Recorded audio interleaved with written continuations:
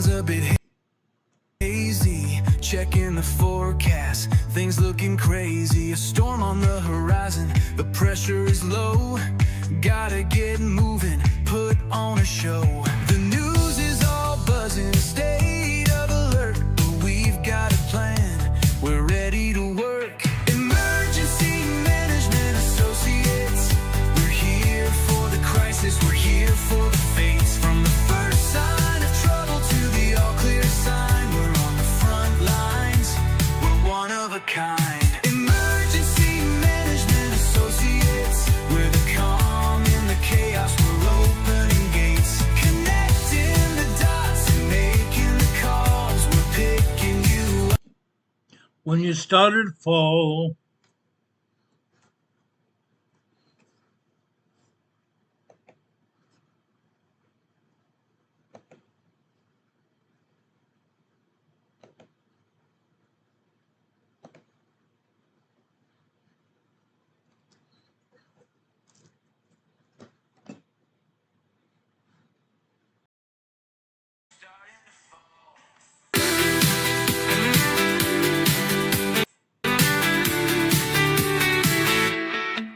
See a little fire or a rising flood, we're a well-oiled machine, we're running in the mud. From the city hall meetings to the rescue teams, turning worst case scenarios into hopeful dreams. We're training the people, stocking the gear, we're the team you can count on when trouble is near. Emergency Management Associates, we're here for the crisis, we're here for the fates. From the first sign of trouble to the all clear sign, we're on the front lines, we're one of a kind. How about that, guys?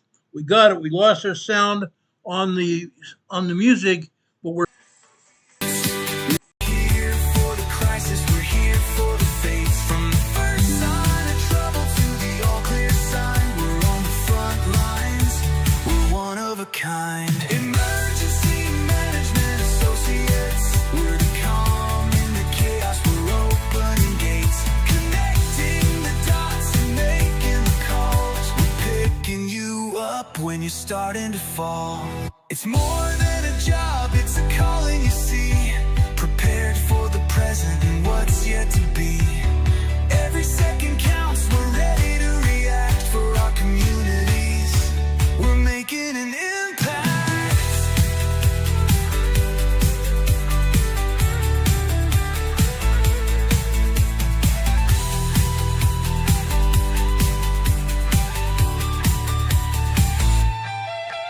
Emergency Management Associates, we're here for the crisis, we're here for the fates. From the first sign of trouble to the all clear sign, we're on the front lines, we're one of a kind. Emergency Management Associates, we're the calm in the chaos, we're opening gates, connecting the dots and making the calls, we're picking you up when you're starting to fall. Yeah, we're picking you up, we're ready to go. EMA, let's get this show on the road. let's do this, guys. Let's get this cotton picking show on the road. Let's kick this can right now. Let's do this, guys. Let's have fun with this, okay? We're doing it right now. Good morning, good afternoon, good evening, ladies and gentlemen, boys and girls, wherever you might be on this planet. Welcome to Emergency Management Associates. My name is Ron Tyler. We're coming to you from the Erie Command, 392 miles west of Kitty Hawk Beach, North Carolina. Before we get this thing started, before we get talking about precipitation, before we talk about hurricanes, before we talk about earthquakes, let's talk about preparedness with our nation. We're going to start off this program with the Pledge of Allegiance and the United States National Anthem.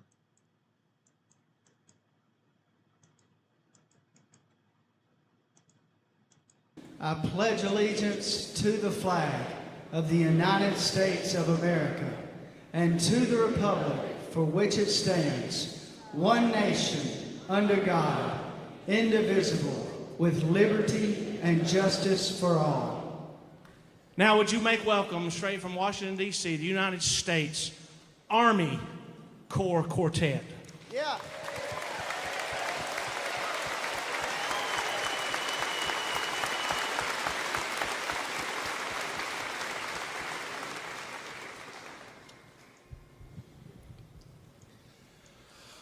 Oh, say can you see by the dawn's early light what so proudly we hailed at the twilight's last gleaming, whose broad stripes and bright stars through the perilous fight o'er the ramparts we watched were so gallantly streaming, and the rockets' red glare, the bombs bursting in air, gave proof through the night that our flag was still there.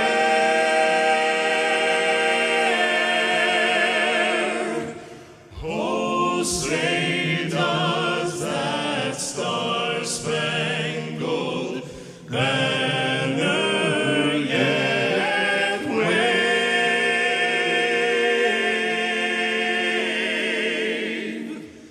o'er the land of the free and the home of the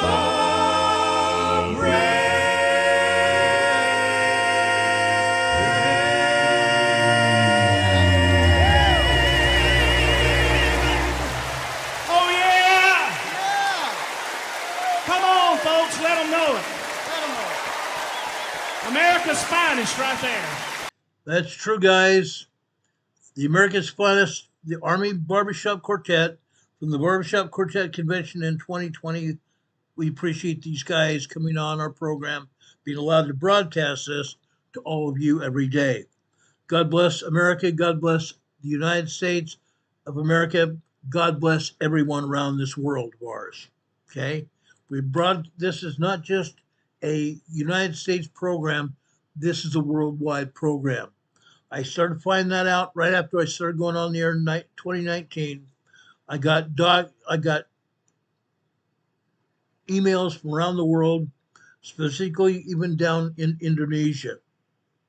Got emails from down in Indonesia. Ron, why are we having so many earthquakes in Indonesia? I've explained that time and time again, because Indonesia is just one of the largest subduction zones in the world. Last night on the program, we talked about the subduction zone over in the Pacific Northwest. Tonight, we're going to be talking about emergency preparedness in just a minute. The thing I want to talk about right now is something else that's happening over in China.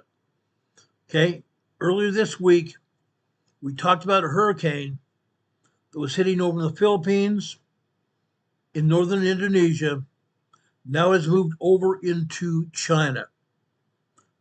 That huge typhoon is headed into China and is in China as we speak right now.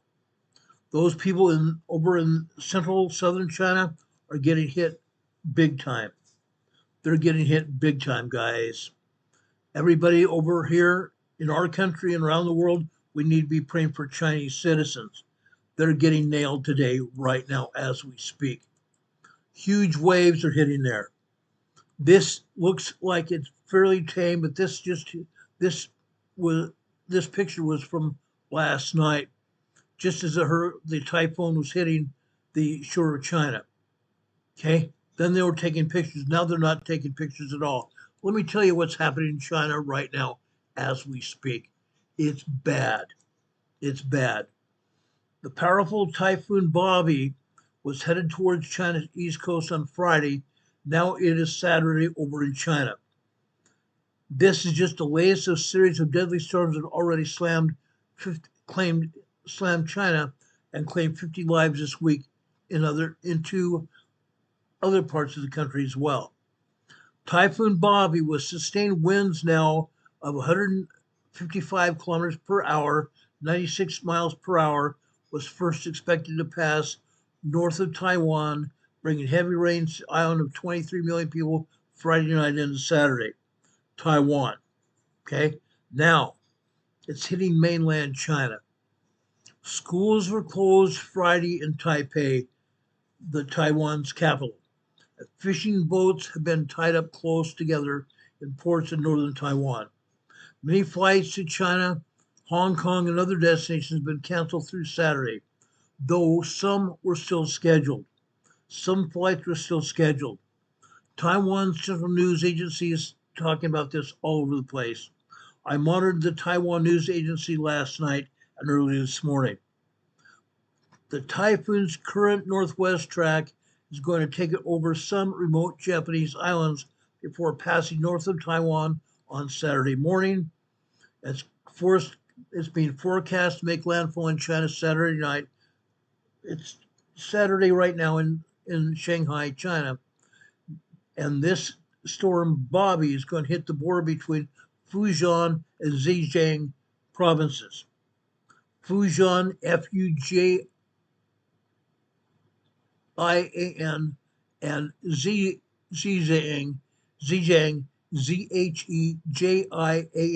provinces tomorrow night, which is now in China.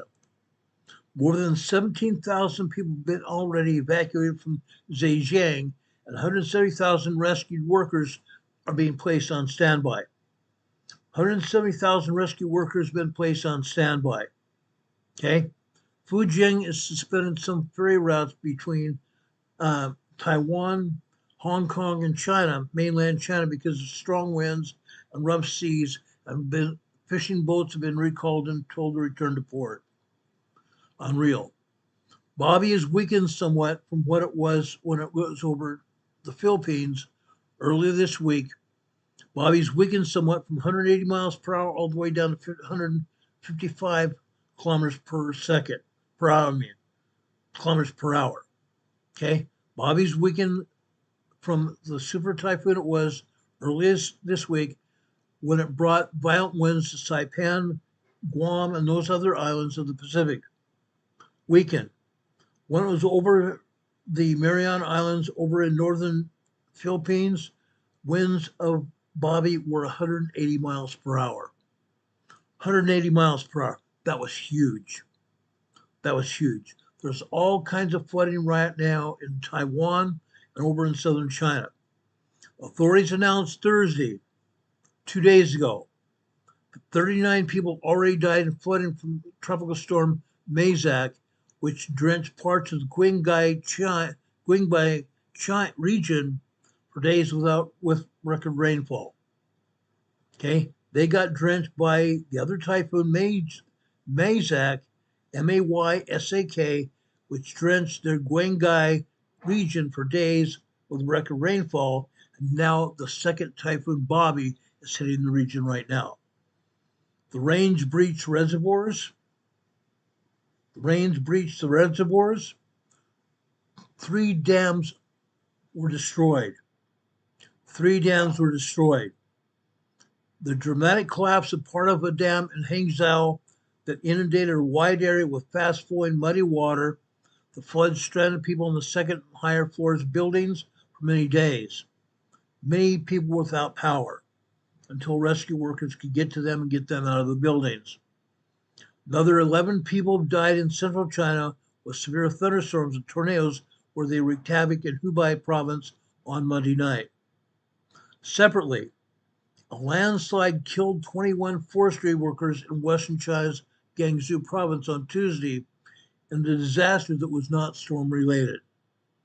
21 forestry workers were killed in western China in a disaster that was not storm-related at all. That's what happened there. Anybody have any questions about what's going on in China right now? I want to make sure we answer any questions you might have. Any questions about that, guys?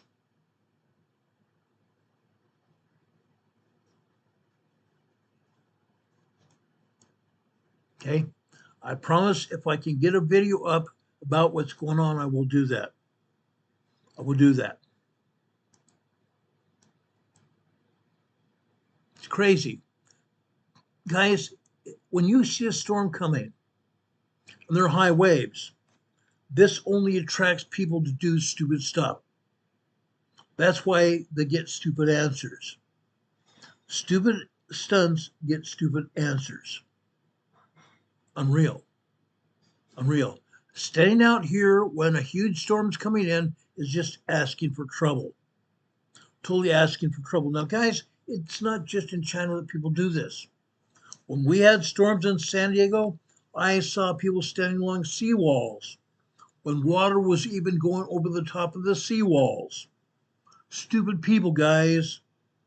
They're just wanting pictures. They're wanting to get their feet wet, and they don't understand that a huge wave could still come in and in the undertow take them out to sea.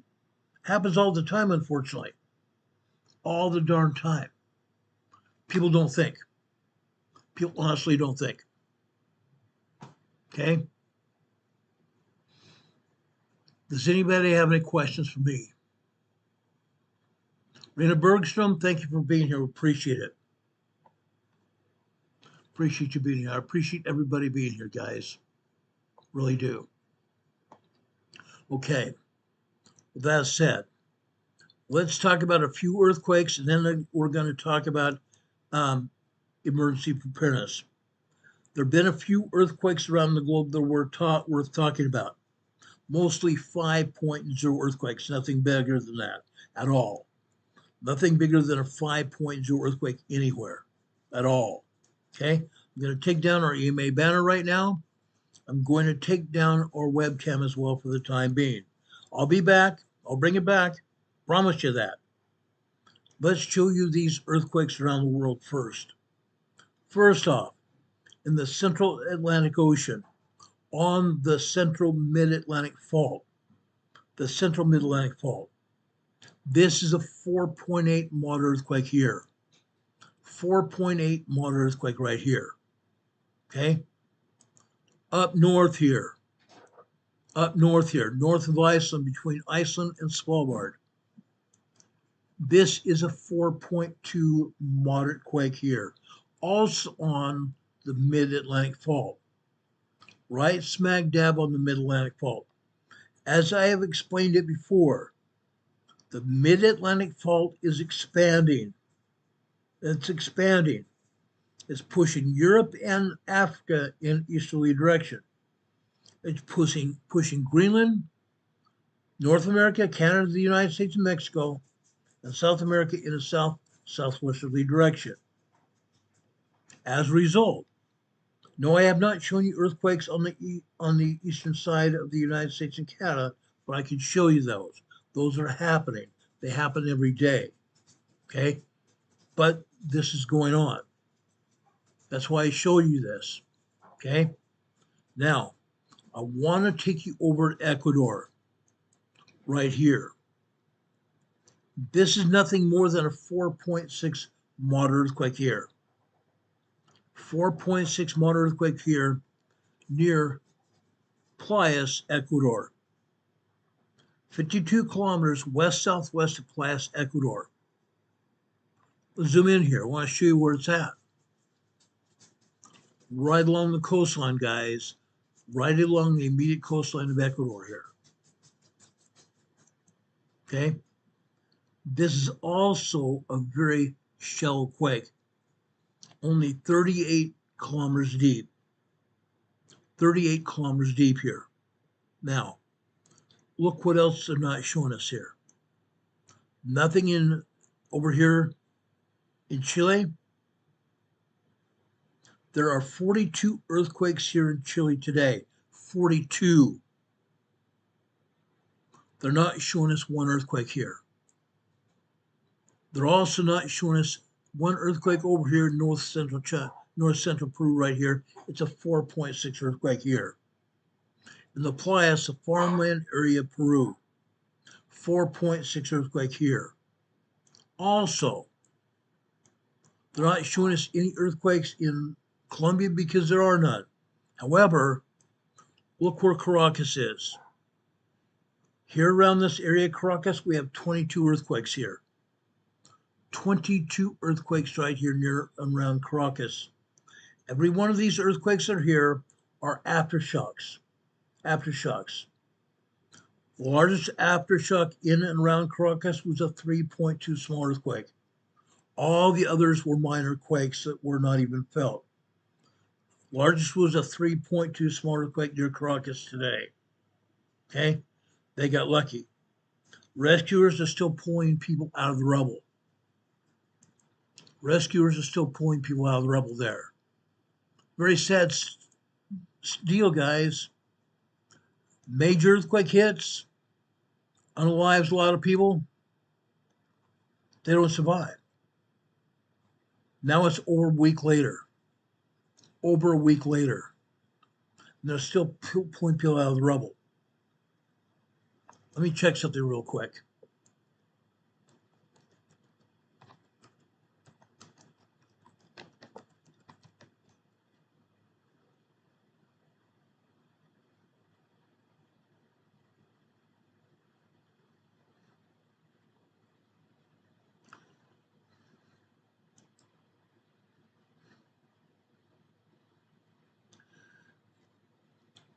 Now, I got this report just now from CBS News here. The stench in the coastal Venezuelan community of La Guaira, L-A, capital G-A-U, I'm sorry, G-U-A-I-R-A, La Guaira.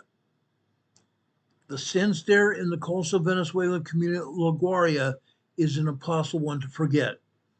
Even nearly a week after return to the United States, was an overwhelming combination of debris, smoke, and death.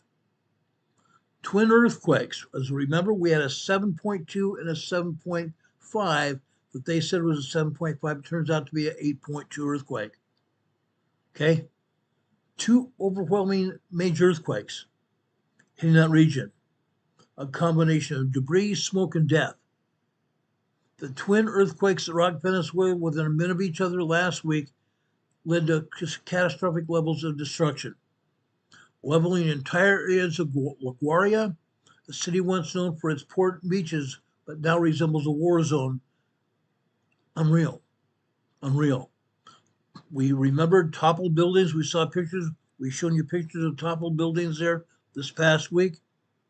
The quakes also caused tremendous human loss, unaliving and injuring thousands of Venezuelans, leading to tens of thousands of reported disappearances and many displacing thousands of others.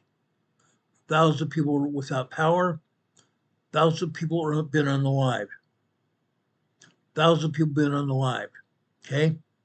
The official death toll is nearing 4,000 people.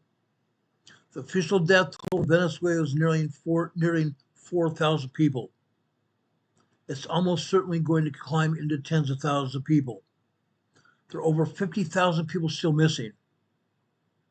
Over 50,000 Venezuelans are still missing. The search and rescue operations are ongoing. Search and rescue and recovery people are there from many countries throughout the world, including several teams from the United States and dogs as well. Okay? Literally rescuers from recovery people from around the globe. All over the place. Okay? It's unreal, guys. The stench from death I've smelled myself in San Diego. Unfortunately, it's very bad. You'll never forget it if you ever have to be around that. It's ongoing. There's still thousands of people buried in the rubble. All over. Literally all over. I've shown you the people before. I'm not going to show you anymore at this point in time. During this past week, reporters and other people drove through La Guaira nearly every single day. In normal times, to drive there from Caracas takes roughly a half hour. This drive in La Guaira is bad now. Very, very bad. There's areas where the highway has been totally flooded out. Highway used to deliver water and food to other supplies to the area. It's been cut off by the earthquake. It's chaotic there. Total chaotic. We've heard over 16,000 people have been left homeless. 16,000 people displaced. That's huge. Some 7,000 people have been left injured. 7,000 people have been left injured after these earthquakes. Several people have been very badly injured. Okay? We talked about one mother this past week who miraculously survived her building's collapse. Her 12-year-old son did not. Outside a hospital in Caracas, there are desperate families still scouring patient lists in search of their loved ones. There was a woman we also talked to, well, actually, a reporter talked to, we showed her this past week. She was waiting there. She brought a bowl of soup for her 6-year-old nephew who had been hospitalized after the earthquake. While he survived, his mother, the woman's sister, did not. Incredible suffering. Now, the Venezuela people have had heavy machinery moved in from the United States and other countries because other machinery that Venezuela had has been broken down or being totally destroyed after the earthquakes. The Venezuela rescuers have been unable to retrieve bodies from collapsed buildings as of yet. Many people still under rubble. It must be a horrible strain on those people, knowing they would still love to bury their loved ones. As I told you the other day, they've opened up mass graves so they could bury a lot of people. Because like I said, there's at least over 4,000 people that have been counted unalived. They have to have some place to bury them besides individual graves. Some people are now camping in parks or anywhere else where they can camp. Okay? One grandmother and mother who lost their homes in LaGuardia were inside a tent. One mother was begging for help because she had been in a collapsed home, and she said it's a nightmare. She was asking for help for her family. There are many tents all around the roadways, all over the parks in that area, and there's a relatively organized operation inside public parks to help the people. There's humanitarian efforts having been made by the United States and other countries to bring supplies, both food and other supplies, into the country on Navy ships to bring some kind of effort and humanity to those people. There were glimpses of hope in those camps. There were glimpses of hopes inside the camps. Children playing soccer, for example, seemingly just detached from the total tragedy of the event happening a week before. Children are trying to play soccer in the parks. In fact, let me put up this picture right now.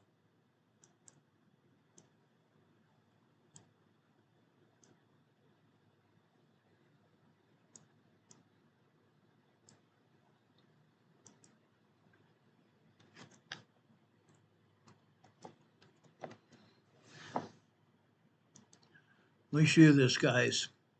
Even amid the carnage in Venezuela, children are still trying to play soccer and do other things to try to take their minds off what has happened.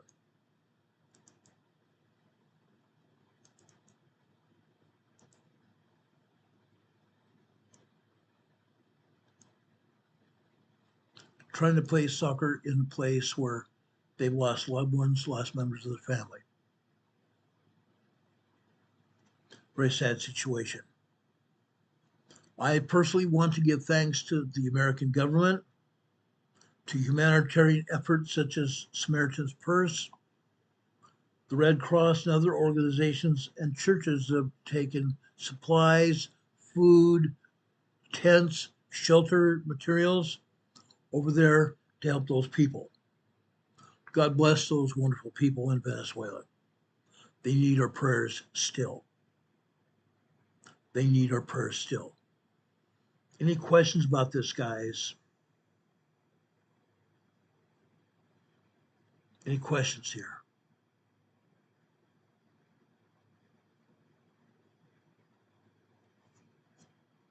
Yes, we can thank President Trump. We can thank Marco Rubio. And we also can thank Secretary of War Pete Hegseth for getting these military people online and ready to help these people. Our Navy ships and other Marines have also helped bring on the supplies to these people. They've flown the supplies from mainland the United States over onto the ships, and those ships have gotten supplies from airlifts.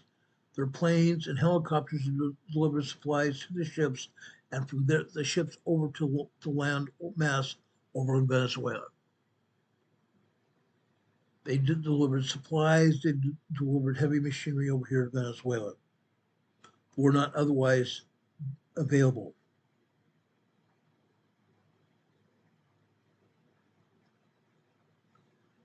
Canadian Patriot One, it's good to see you, brother.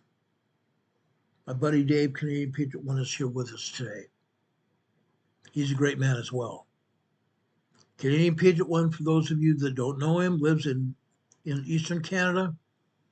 He's going through cancer treatment, all kinds of health issues right now. He's still here with us. He's been on the air with us about a week or two ago. We appreciate you, Dave. God bless you. God bless you. Any questions, guys? Any questions?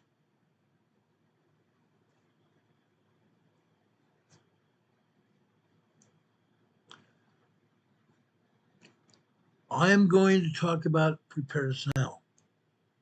What we saw in China, what we've seen in the Philippines, what we've seen in the Mariana Islands with the strong winds and flooding over on because of the storms there, what we've seen from earthquakes in the Philippines as well, can happen to us. What has happened in Venezuela can happen to us here in the United States or any other place. Let's talk about preparedness. What I'm going to give you today is an ultimate guide for preparedness, an ultimate guide to preparedness, guys. Now, it doesn't matter whether you're completely new to preparedness or you've been here for a while. Many of you have been here for the last 7.5 years I've been here. This information will at least help you to get prepared for whatever life may throw at you. You're not only going to get a high-level overview of your preparedness planning, but we're also going to get deep down into the rabbit hole. Deep down into the rabbit hole of preparedness. Okay? We're going to go there to give you some of the most advanced preparedness information on the internet. Okay? Now, I'm trying to put together a PDF. I'm hoping to do that very soon and make that available to you. Okay? I'm trying to put together a PDF as we speak to try to give you information that you'll be able to download. If I can't get the PDF going, I'm going to put it on our YouTube channel over on the posts on YouTube channel. I want to give you that information. Okay? Now, there are 3 categories of disasters. There are 3 categories of disasters.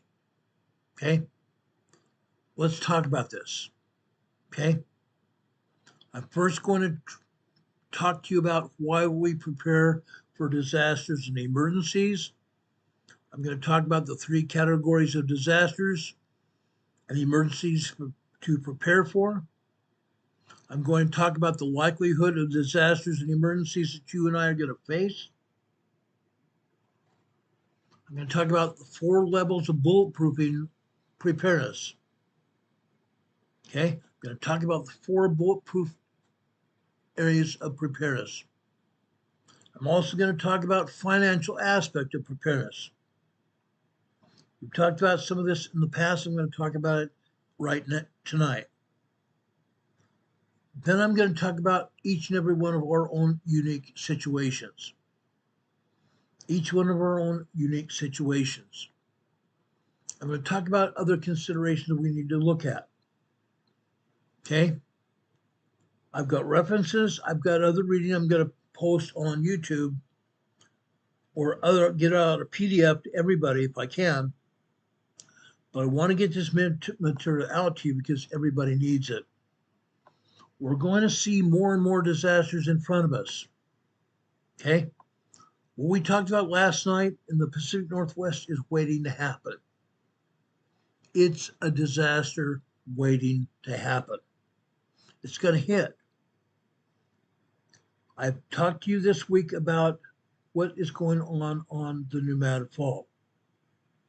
We had another 2.0 over in Tiptonville, Tennessee, on the western side, northwestern side. I shouldn't say northwestern side, the central eastern side of the Pneumatic Fault. Tiptonville, Tennessee had a 2.0. Guys, it's not the only earthquake that hit there either. It's not the only earthquake that hit there. There are dozens, if not hundreds, of other earthquakes that hit on the Pneumatic Fault today. They happen every day. Whether the USGS wants to admit it or not, they happen every day. I've shown this to you before. Made it very plain and simple. Now, why do we prepare for disasters and emergencies in our lives? Why do we do that? Why do we prepare for emergencies and disasters in our lives? Anybody give me a good reason? Why should we prepare for emergencies and disasters in our lives? Why?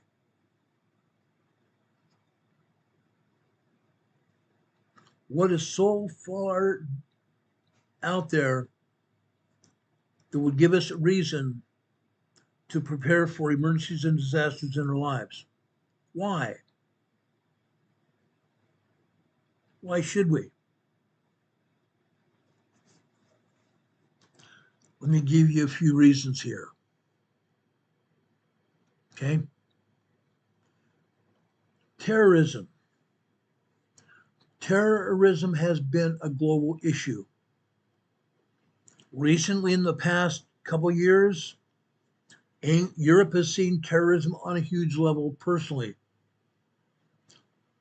France, England, Switzerland, the Netherlands, Germany, and England have had a ton of terrorism hit their countries.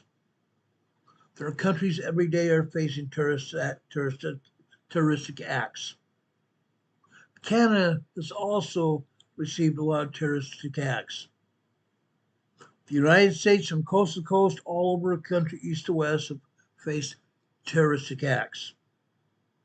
Australia and Japan have also faced terroristic acts. In fact, I saw one occasion over in Sydney this week where a suspect had been arrested for firing an AK-47 in a country that has gun laws forbidding any person from having these big, huge guns or any kind of guns. A person in Sydney, Australia, was arrested for having an AK-47 shooting up the area. Not even supposed to have guns in Australia, but he did have guns. They're available. They're available in every country. England, for example, has forbid anybody from owning any kind of weapons, yet they still have them. Okay? Terrorism is a thing that's very hard to stop. These things happen in all westernized countries, not just third world countries. Cultures clash. Every day, there are all kinds of racial conflicts worldwide. And with the rise of Islamic extremism, more and more people are being abused, and more people abuse other people. In bus stations, in the streets, sometimes in their very own homes. In their own homes. It may take decades to stop the terrorism from happening. The population is growing by over 200,000 people every day. The population is growing over 200,000 people a day. If you check out the world population clock, you'll be amazed. Newborns in third world countries are just barely surviving because there's so many people being born. That's almost an impossible thing to imagine, given their parents can barely make a living. Some parents can't even do that. Yet newborns are being born every day.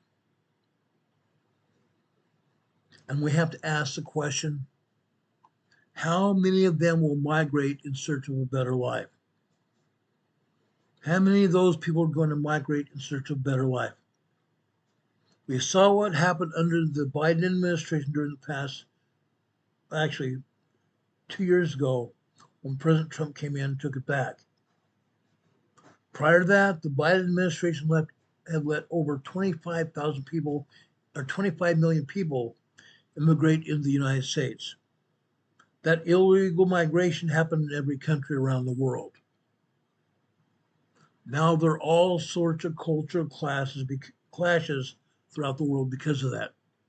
Terrorism has reached a huge extreme literally all over the world because of what has happened six years ago and after 4 years after that. Happened. Unlawful migration happens. Then we have something else going on. A mega drought all over the world. Here in the United States, we're also seeing the drought conditions all over, coast to coast. It's not just California that's experiencing drought right now. Drought is happening here in North Carolina. The drought is a real situation here in North Carolina as well, okay? U.S. power grid and other power grids around the world are going down. Power grids around the world and the United States are going down. In the northern tier states during several days this past week, there were over 1.5 million people without power. Over 1.5 million people without power earlier this week in the northern tier states of the U.S. Incredible. That can happen in a blink of an eye. The U.S. power grid and the grids around the world are vulnerable to an electromagnetic pulse. An electromagnetic pulse could happen because of a nuclear weapon or by an X-Class 9 solar flare. A well-placed X-Class 9 solar flare on the Earth's side facing the sun could happen and take down all the power grids around the world and here in the United States as well, and put us all back into the 1800s. Overnight. Our own way of life could collapse on its own because of an EMP. Our power grids are really old. They're really old. And the fact of the matter is this: the equipment of the power grids are not being replaced as they should be. The equipment at the power grid stations are not being replaced as they should be. Because the power grid people, the people who own the grid, the companies, are making money hand over fist, or patting themselves on the back, taking bonuses when they shouldn't. They're not spending the money on the power grid itself, but they're patting themselves on the back, raking in profit after profit And they don't care about anybody but themselves. That's a fact. And it's not just that. The increase in numbers of electric cars, car chargers, and other gadgets puts even more pressure on the power grid. Governor Newsom in California is a good example of this. 3 years ago, Governor Newsom wanted to outlaw the internal combustion engine, which means all cars. He wanted to outlaw all combustion gasoline powered cars by 2032. 2032. And as of this year, he wanted to outlaw gasoline powered engines from being sold. This year, he wanted to outlaw gasoline powered cars from being sold. And by 2032, outlaw all gasoline powered vehicles totally. Didn't happen. Didn't happen. Because all of a sudden, these liberal Democrats got in their heads they couldn't do it. They couldn't do it. Number one, there were not enough gasoline, or there were not enough electric vehicles made to even be able to do that. Number two, they did not have the charging stations for that to happen because they hadn't built enough power grid to sustain the power grid chargers. Yeah, couldn't sustain it. So they've allowed these gasoline-powered vehicles to still roam the streets. They're going to happen for a long time. Not just that, and I don't like to get into politics, but this is where we're at. Governor Newsom is in trouble right now. He is in real trouble. He and his wife have been caught with their hands in the kitty. They've been caught committing fraud. The U.S. Department of Justice has caught them committing fraud. Not just voter fraud, but committing fraud, and they've raked in millions of dollars themselves by committing fraud. Governor Newsom and his wife are probably going to end up in jail. I'm just saying that. Probably going to end up in jail because of it. All because of greediness. And they were feeding other greedy people as well. Okay? Now, the U.S. debt has also reached a record high. $32 trillion. $32 trillion of debt in the United States alone. And it's a miracle that the dollar has not yet collapsed. Yet the U.S. dollar could collapse at any time. Could happen at any time. And that is it. That is regardless of who is in the White House. That would be regardless of who is in the White House, not just President Trump. The United States also has some very powerful enemies. Russia, Iran, Iraq, Syria, Afghanistan, North Korea as well. They hate our guts. They hate our guts. Iran in particular has been pushing our buttons. They wanted a ceasefire, and we gave them a ceasefire. The United States started not even firing a shot, not flying a plane over Iran, not doing anything. But Iran continues to hammer American hardware out in the Persian Gulf. This week, supposedly during a ceasefire, when Iran has promised to demilitarize their country and end the war, They've attacked United States ships twice this week. And as a result, our United States military has reattacked Iran on 3 occasions so far. Yesterday, President Trump has said maybe there's going to be all-out war again.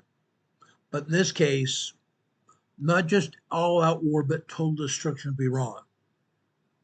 Total and absolute destruction of Iran. That could very much happen even in the next couple of days. Okay? Could happen. Our enemies are very powerful. Right now, Russia is trying to stave off Ukraine from attacking it. Ukraine has had some very powerful attacks against Russia this week. Ukraine has attacked Moscow. They've hit their power grid in Moscow, knocking out power to the public in Moscow. Unreal. Russia's trying to stop that, but they can't right now. They can't. The Russian economy is collapsing there.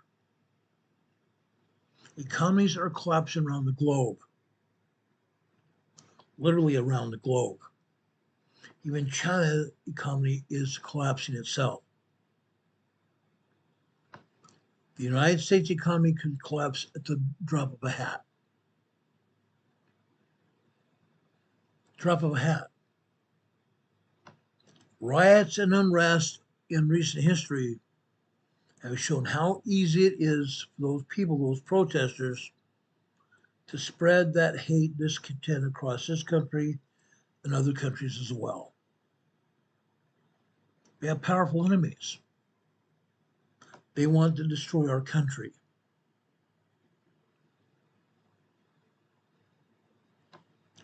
Now, these are just a few problems of the world, worldwide problems. But the real number of real disasters and emergencies is big, and even small ones are huge. Even small disasters and emergencies are huge. We've talked about Venezuela. Huge. This is why I've taken all these disasters and put them into 3 different categories. So you might not feel so overwhelmed by that. And take things one thing at a time. So let's start with the first category of preparedness. Let's talk about the first category. Let's talk about small-scale critical events. Small-scale critical events. Car crashes, for example. 37,000 people die in the United States each year, and over 2 million are injured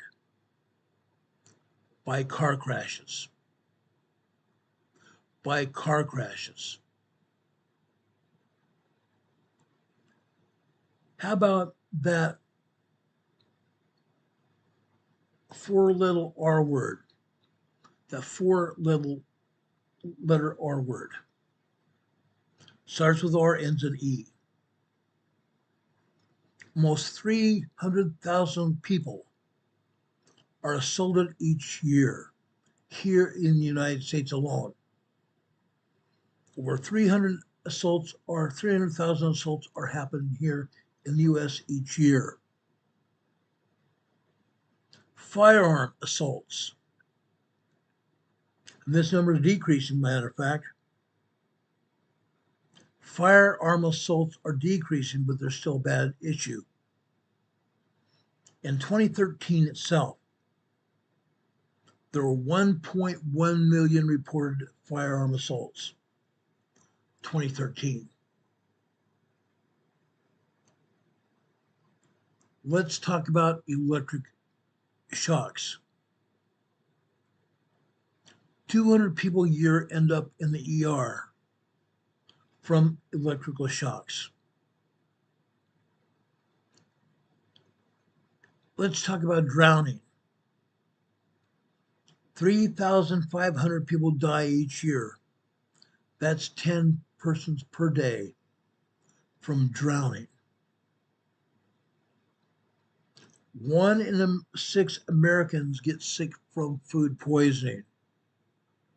1 in 6 Americans get sick from food poisoning every year. And 3,000 people die each year from food poisoning. Let's talk about heart attacks. Heart attacks. Heart attacks are the leading cause of death in the United States. 600,000 people each year die from heart attacks in the United States. How about carbon monoxide poisoning? Carbon monoxide poisoning. 500 yearly deaths from carbon monoxide poisoning. 15,000 visits to the ER. 15,000 visits to the ER each year from carbon monoxide poisoning. House fires. There are 1.2 million fires in the U.S. Over 1.2 million fires in the U.S. House fires every year. In recent weeks and days, we've talked about wildfires as well. Yes, we've lost some firefighters and we've lost some innocent civilians and animals from wildfires going across the United States during the past 2 weeks. That's just during the past 2 weeks. Let's talk about something else. Fainting. Fainting, people. Fainting will also cause people to die. That happens almost every day. Getting struck by lightning. We talk about thunderstorms all the time. How many people get struck by lightning? How many people have the cars break down while they're driving along the roadway? How many car breakdowns do we have every day? Falling down. Falling down. Not just adults, not just elderly people. People falling off of stairs, falling from a tree, falling down just walking down a sidewalk. People fall down and die every day and are injured every day. How about attempted suicide? I used to be a certified counselor and part of a squad with my police department, a crisis team, to go out and try to prevent suicides. Attempted suicides are not just a problem here in the U.S., it's a problem worldwide. Kitchen gardening. Kitchen gardening. Homesteading. Farming accidents. Farming accidents. Accidental firearm discharge. Accidental firearm discharge. That is also an issue here in the US and around the globe. In Australia and England, where people are not even allowed to have guns. And yet that happens. It happens, guys, every day. How about seizures? How about seizures, guys? Not just adults, but children as well. Even one of my dogs has had regular seizures on a regular basis. So far, we've been able to save her life. Yesterday I was notified about a road rage incident here in North Carolina. A bad road rage incident here in North Carolina, where a 53-year-old man attacked a young teenager when he was driving. A 53-year-old man in Charlotte was trying to run down a teenager driving down the road in Charlotte. Road rage is a real issue. And yes, there are people that are being unalived from road rage around our world, especially here in the U.S. Unreal. How about falling objects? Falling objects. Things fall down from our ceilings. Things fall down all over the place. Falling objects injure unalive people every day. How about biking accidents? Not just motorbikes, but pedal bikes. In 2012, for example, there were 726 bikers died in 2012. Not from motorbike accidents, from bicycle accidents. And I'm sure the global statistic is just as high or higher. Motorcycle accidents now. Over 4,000 people die in motorcycle accidents on U.S. roads every year. 4,000 motorcycle accidents cause deaths every year. That's just here in the U.S. Hiking accidents. I read about hiking accidents causing injuries and death every day. Every day. Idaho, Utah, California, Washington State, Minnesota, North Carolina, Canada, Alberta, Canada, Vancouver, British Columbia, and eastern coast of Canada as well. Hiking accidents. A whopping 200,000 people each year are treated in the U.S. alone. Hiking accidents. During the wintertime, snowboarding, sledging,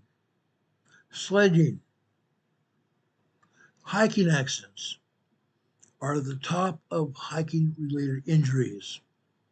Over 300 yearly deaths from hikers.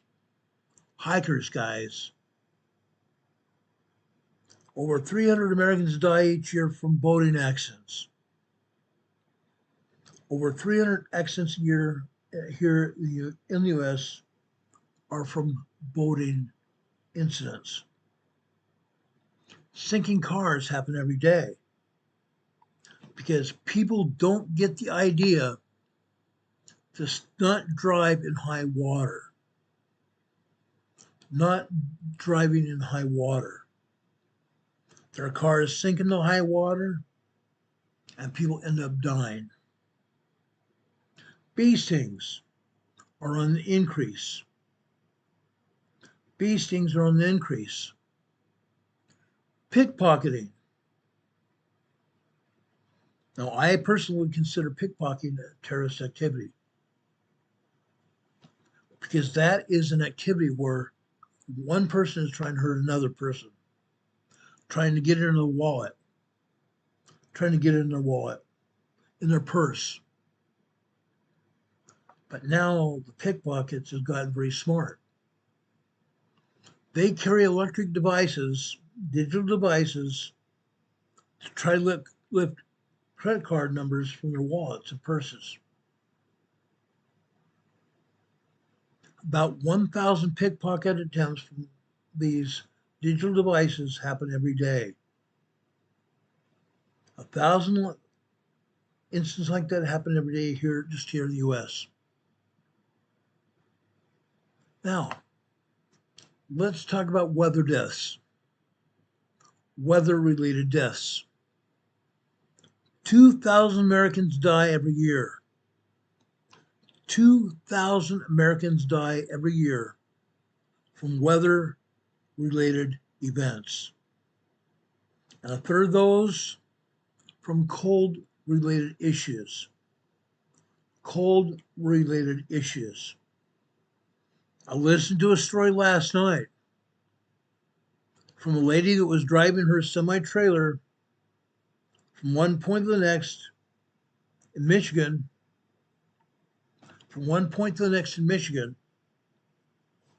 trying to get to her final destination. She's only 2 hours away from her final destination when she was not able to go any further.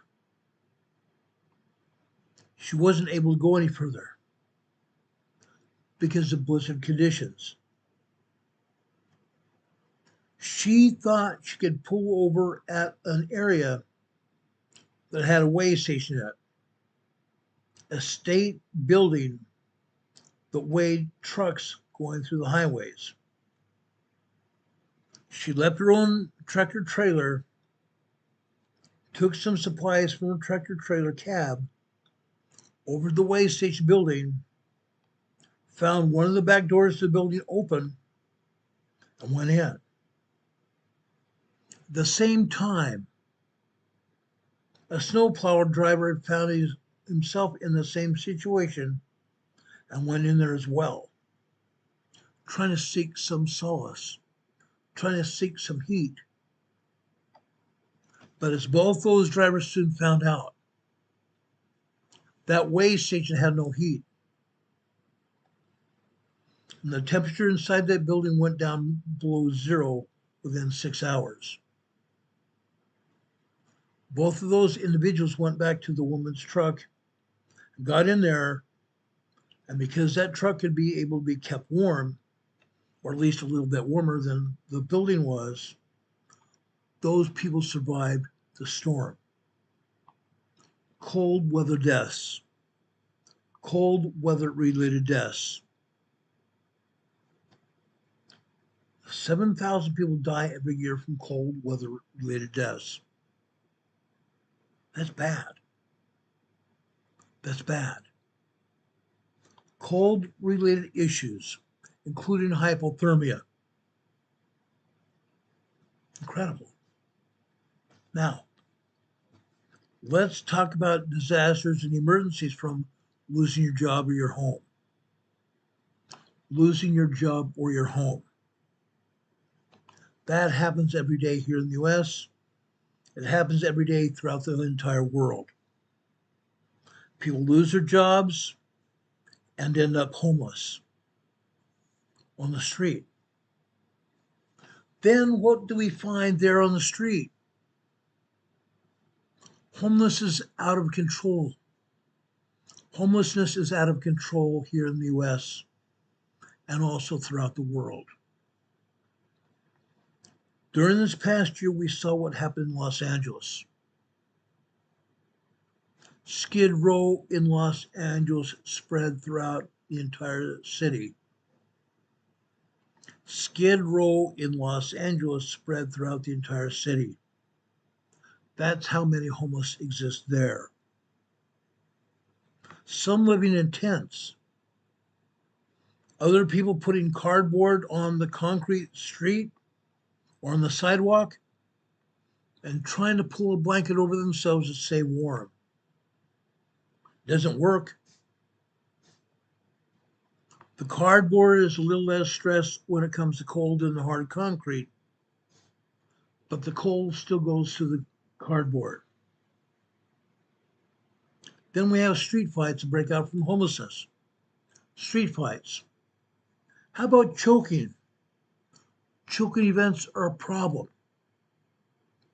When I was on the street as a cop, I was able to try to stop 2 people from having choking events, but I also lost 2 other patients trying to revive them once they had choked.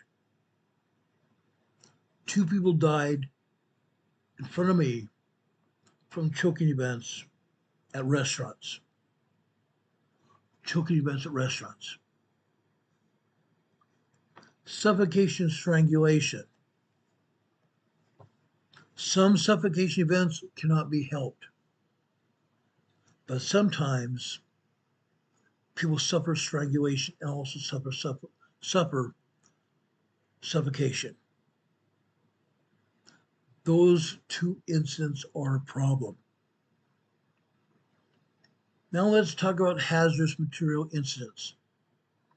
Hazardous material events. They happen all too frequently as well. As I told you this past week, I am OSHA instructor, occupational safety, health, and disaster instructor, trying to help prevent disasters and hazardous events in workplaces. They happen all the time, literally every day. Doesn't matter how big your city or town is, those hazardous materials events happen every day. How about those people get lost in the cities? Get lost in a big or small city. Very easy to do. I've gotten lost in big and small cities as well. Now, let's talk about something else here. How about dust storms? How about dust storms, ladies and gentlemen? Back in Colorado, when I used to live there are two huge dust storms that were related to big, huge wind events in and around Denver. Straight line wind events. Straight line wind events upwards of including 100-mile-per-hour winds. Picking up the dirt, picking up the debris, anything else that's left on the ground, and all of a sudden we have a dust storm. A huge dust storm. You can see it on the horizon as it happens. It's like a big, huge rolling wave. A big, huge rolling wave of dust in the atmosphere. Maybe 100, 150 feet high. I've seen those dust storms happen as well. Even during the past few months, Hurricane Heather and Renee Seppi are our weather girls here on EMA. They tell us about thunderstorms. They talk to us about tornadoes. They talk to us about hailstorms. Hailstorms, guys. Hailstorms. Did you know that the United States is hit by over 5,000 such storms each year? 5,000 hailstorms each year. Accidental deaths, falls, cuts, nug accidents. Over 130,000 people a year in the U.S. alone. Now, in past years, I don't so much hear of it now, this year, but in past years I heard about it a lot. Even when I was a cop, I heard about it. I was a police weapons instructor. I want to talk for just a moment about police brutality. Police brutality happens a lot during riots. We saw riots last year in the streets of Los Angeles, in San Francisco, in Salt Lake City, and New York, cities in Texas as well. Riots. Now, some people that get caught in these riot situations end up being taken into custody by police. But some police are bad news. Some police are bad news. I would say there's probably at least two people in every police department that are bad news. I saw it in my own department. During the time I was a federal police officer, we fired 2 officers, 2 sergeants for police brutality. 2 ranking sergeants fired because of police brutality. Those 2 sergeants mistook 2 civilians as being thugs or criminals. One of those sergeants had a doctor pull him over in a parking lot, pulled the doctor over in a parking lot. The doctor was alone, picking up his phone in the parking lot with his hospital, trying to instruct nurses and other doctors how to handle a patient who was in the process of dying. That sergeant had no business telling the doctor, who identified himself as a doctor, showed his ID. The sergeant said, "Put down the phone or I'm going to take it from you." That police sergeant took that phone from the doctor, even though he showed his doctor's ID. He took the phone from the doctor, yanked it out of his hand, and tossed it in the parking lot where it broke into a million pieces. When that doctor was on the phone trying to save somebody's life. That's in of itself police brutality. Then, not just that, then he pulled the doctor out of his car through the window, not opening up the door, but through the window, pulling the doctor through the window, putting him on the pavement, and putting him into handcuffs. That sergeant was not in the department more than 2 hours after that. He was fired. He was fired. Unreal.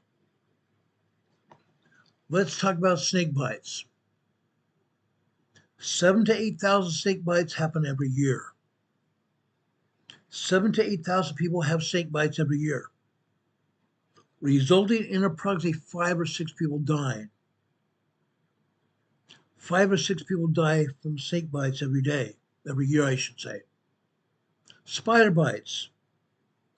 Spider bites can kill more people than snakes, usually 7 people a year.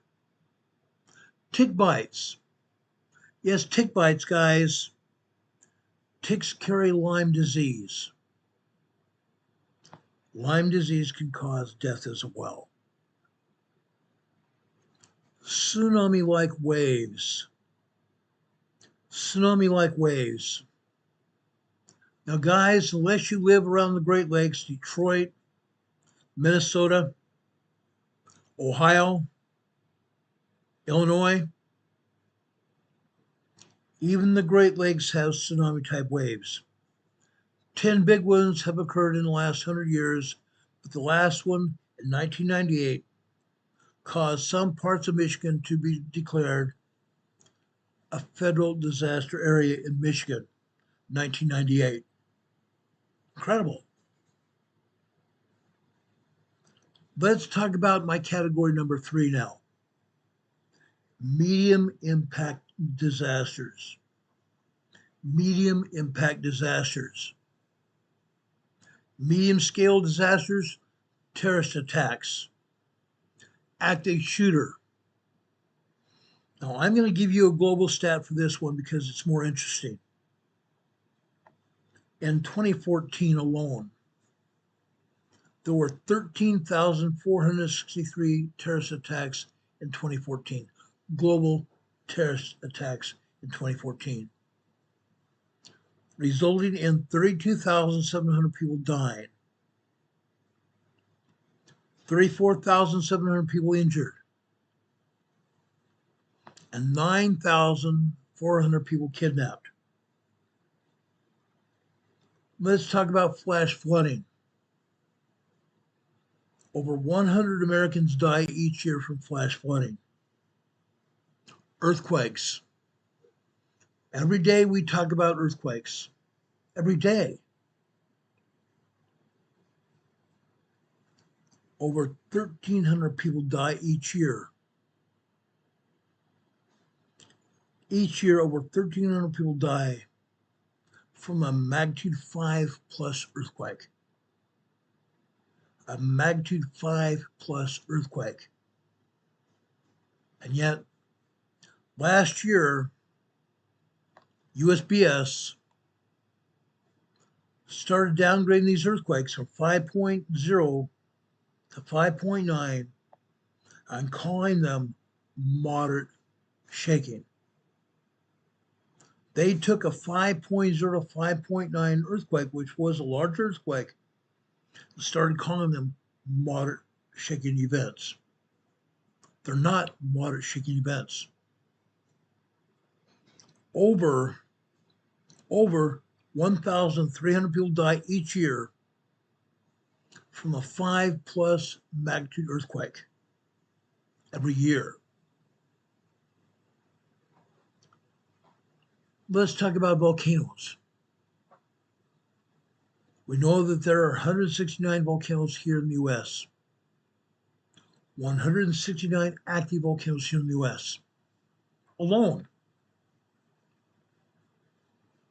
So far, we've not seen anyone killed or even injured from a volcanic eruption because it hasn't happened this year.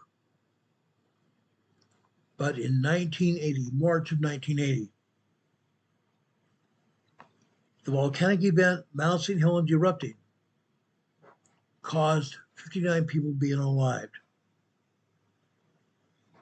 59 people were killed as a result of Mount St. Helens erupting. Let's talk about tsunamis. Every year we talk about tsunamis happening because of earthquakes. Devastating tsunami events, particularly even in the Atlantic Ocean.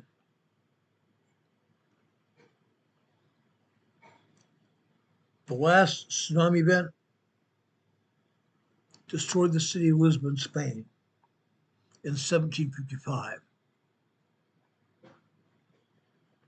A tsunami event in Lisbon, Spain, in 1755 destroyed the city.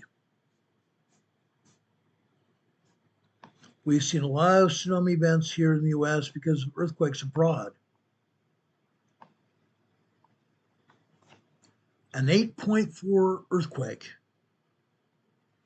an 8.4 major earthquake happened over in Russia, Kamchatka Peninsula, Russia,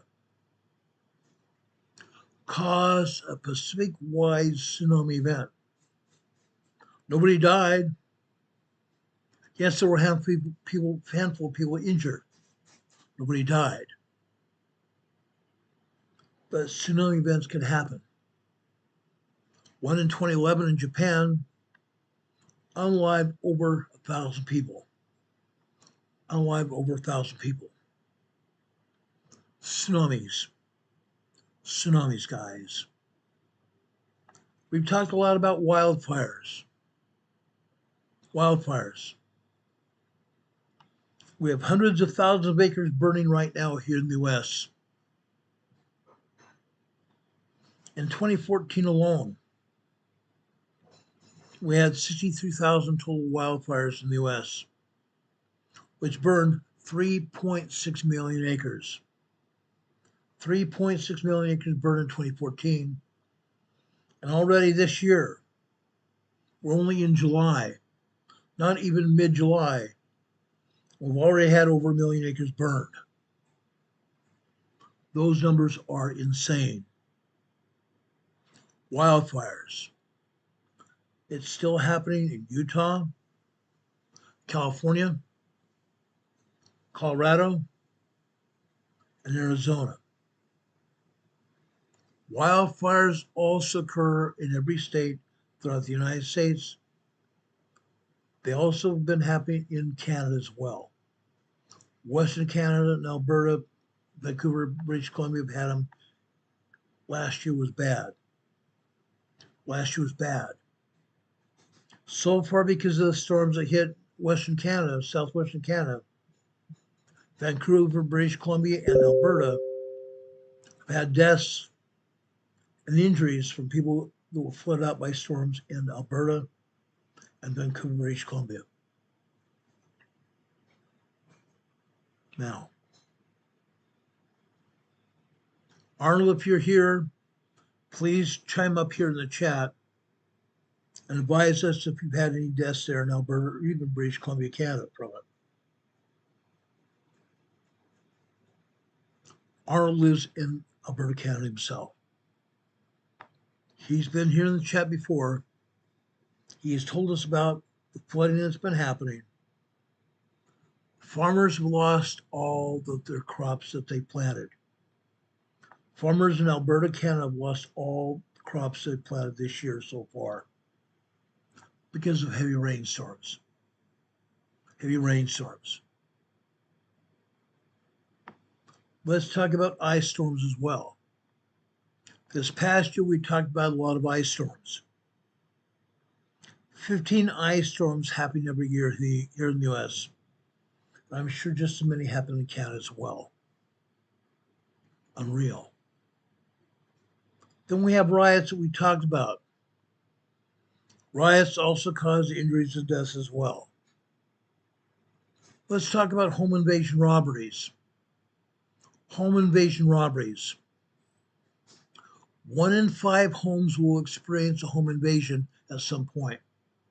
1 in 5 homes will experience a home invasion at some point. There's a burglary that happens every 10 seconds, and 1 property crime every 3 seconds. Unreal. Every year, avalanches kill 30 people.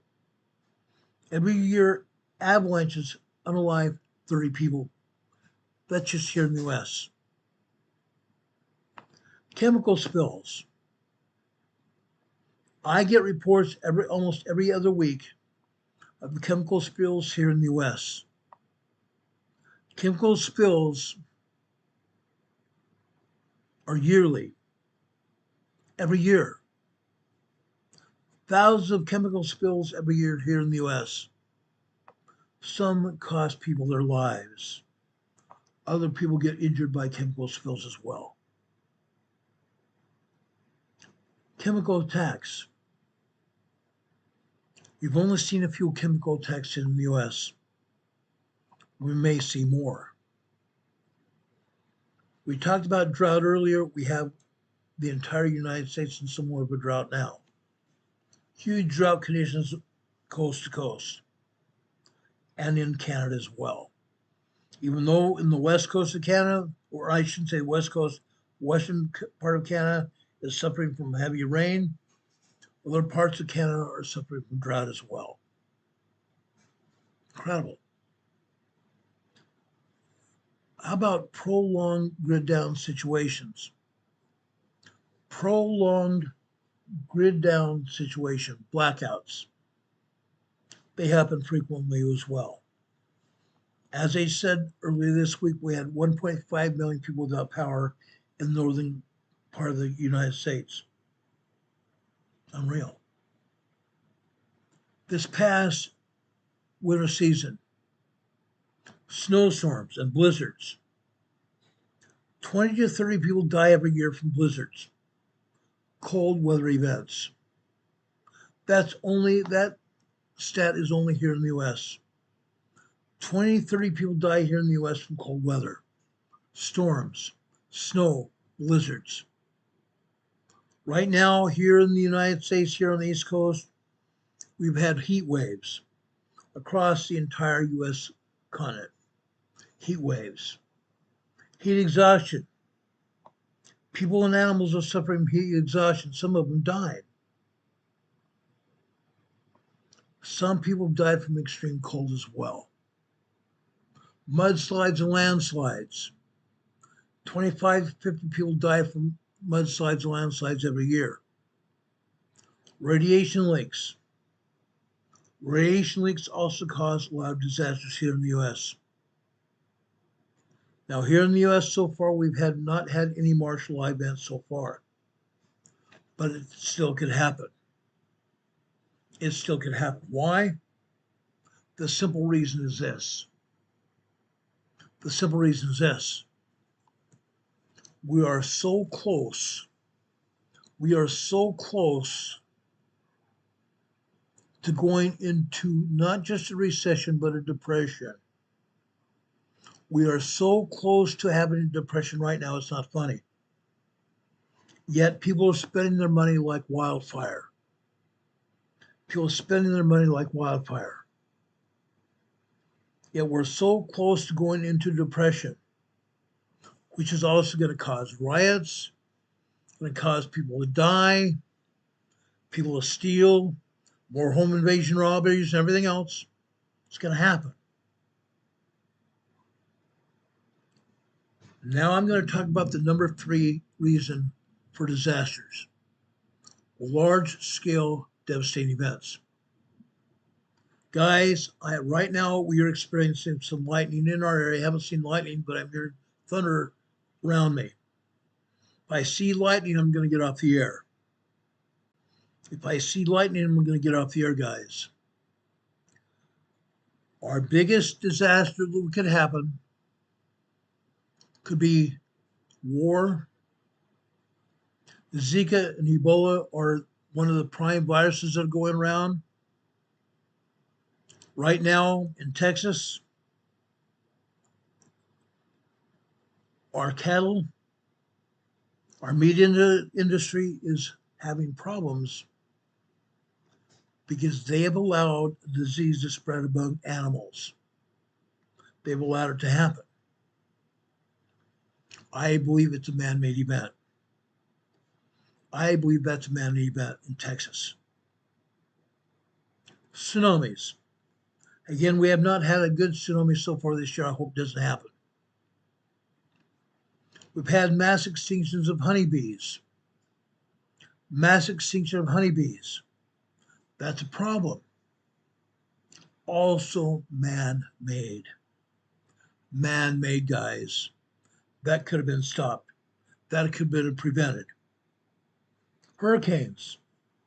So far, we've only seen one storm hit Texas and Louisiana. So far, one storm. Not even a hurricane, a tropical storm. We have yet to see a hurricane, but it's going to happen. Pandemics. So far, we have stopped the pandemics from happening. They can be controlled. The pandemic that we went through in 2019, 2020, 2021 was man-made. A mega drought. Mega drought. We've already talked about drought conditions here in the U.S. and other places. Yes, we can still see a mega drought happen. Economic collapse. Like I said, the U.S. itself is just this close to having a financial situation of unbearable circumstances. A financial collapse here in the U.S. It could happen overnight, literally. There are a lot of ways that could happen. The dollar itself collapses. The shrinking of the middle class caused by class warfare here in the U.S. It's happening. It's happening in New York. Caused by that idiot in charge of New York. And it's happening in California. The idiot in charge in California. Banks failing. So far this year, I've not seen any banks failing. However, a few years ago, we had mega bank failure in California. Mega bank failure in California. We had some bank failures in New York and some in Texas as well. Okay. Food crisis. We've had some food crises go on in the past by man-made situation. Man-made situation. Yet they're trying to force us to have synthesized beef. Synthesized beef. Man-made beef products, man-made chicken products, and other meat. Don't let that happen. Don't let that happen. That's why they're having a meat crisis with viruses in Texas. Trying to eliminate beef in our society. First, the liberals are saying, oh, there's too much pollution from the beef. Cow farts. They were blaming cow farts with methane causing pollution here in the U.S. That's bullcrap. Now they're blaming disease on cattle and cattle dying, causing a huge food crisis with meat. Food crisis, guys. Now we also have that thing called EMPs we talked about. Electromagnetic pulses. Natural man-made. That can happen on a minute's notice as well. Now, some people have talked about Yellowstone caldera erupting. It's not going to happen. Not anywhere close to happening. Don't worry about Yellowstone. It's not going to happen anytime soon. Nationwide martial law could happen. Nationwide martial law could happen in the drop of a hat. The possible rise of a ruthless dictator. The possible rise of a ruthless dictator, not necessarily here in the U.S., but they've tried. They've tried. In New York, they have a ruthless dictator rising in power there. They had a ruthless dictator in the state of California as well. They have had a lot of businesses closed down in California because of new scum. Ruthless dictators. He's still in charge in California. The city of New York is still under siege. We've had what they said was global warming, which was not global warming at all. It was cyclical warming. Cyclical warming caused by the sun, nothing more, nothing less. Okay? Sea level rising. Sea level rising, guys, it's not necessarily a problem at this point in time. Don't have to worry about it. But we have something else to worry about, a technological disaster. The rise of AI centers. The rise of AI centers. So far, we've stopped 2 AI centers here in the United States from happening. AI centers seize electricity. AI centers feed on electricity, which means our grid is also not holding up very well as it is. Now they want to put these AI centers in charge of our society, which could cause our electrical zoning to collapse, causing technological disaster, not just here in the US, but throughout the world. Now, some people are worried about an asteroid hitting the Earth. Yes, it's very unlikely. But if it happens, there's not much we can do about it. NASA, the European Space Agency in Japan, and to some extent China, have been working on that. They've been working on that. Launch a nuclear weapon out into space, hit any asteroid well out into space, shatter it in dozens and millions of pieces to prevent an asteroid from hitting the Earth. They've been working on that. They've been working on that for at least 25 years or longer. What are the likelihood of disasters and emergencies happening? Between 2005 and 2015, 10-year period, there were 699 major disasters declared here in the U.S.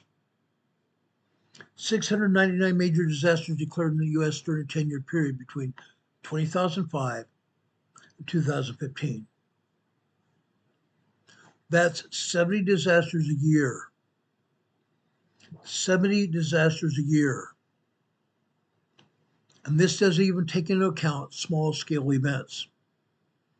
If we were to count all the car crashes, all the robberies, all the assaults, and everything else, we would reach an inevitable conclusion that the world is indeed a scary place to live. It is. Now, I'm not going to tell you to get out of your house. Don't do that. But you have to have a certain attitude. You have to have a certain attitude that things could take a turn for the worse at any moment. We talk about that. You guys have also talked about that yourselves. We've talked about it here on the channel. Things could really take a turn for the worse at any moment. Now, I want to talk briefly about 4 layers of bulletproofing. 4 layers of bulletproofing ourselves for emergencies and disasters. My approach to preparedness is simple. First, after you first figure out your own unique situation, You apply my layered approach. Apply my layered approach. First, the first 3 days, then 3 weeks, 3 months, and then year plus. Prepare for at least 3 to 4 days a week, then 3 weeks, 3 months, and a year plus. A layered approach, guys. First, get 3 to 4 days, a week's worth of food and water. Then work on 3 weeks, food and water, clothing, and other supplies. Then work on a 3-month supply, food and water, medicine and medical kits, clothing, and other things you might need. Not to forget identification, insurance policy information, both in your car and your home, life and health insurance, everything. Get all that information together and put it in your preparedness kit. Put it together in your preparedness kit. All of your medical IDs, all of your driver's licenses, all of your passports, and the other employment IDs, make copies of it and put it in your preparedness kit. That way you have copies. Maps. Maps are going to be a necessity because guess what? These cell phones are garbage. They're going to be like a brick hanging around our neck. When the grid goes down, all the cell towers are also going to go down. You might just be able to text message. You might just be able to text message with this cell phone, but that's just about all. You're not going to be able to access maps on your phones. You better have paper maps. You better start getting used to having paper maps and even a compass to find your way around town, to find your way around your cities and counties, your states, around the United States. Get used to using maps again. Do it. Do it. Now, there are 2 basic scenarios you and your family can take when catastrophe hits. You either bug in or you bug out. You either leave your home and your town or city and find a safe place somewhere else, or stay in your home and bug in. Prepare your home to be a fortress. Prepare your home to be a fortress, guys. And I'm saying a fortress. Make your home a fortress, guys, that nobody can take over, nobody can break in at all. None of your family members can be harmed. None of anything can be taken away from you. Protect it. Protect it. Now, time is slipping away from us very fast here.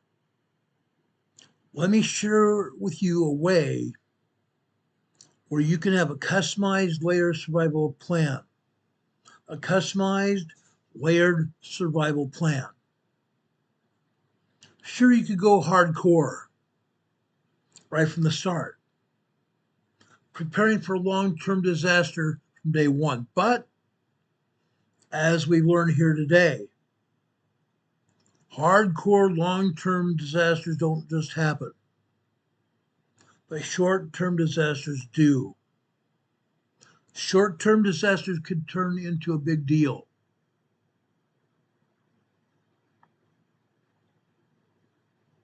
Short-term disasters could turn into a big deal.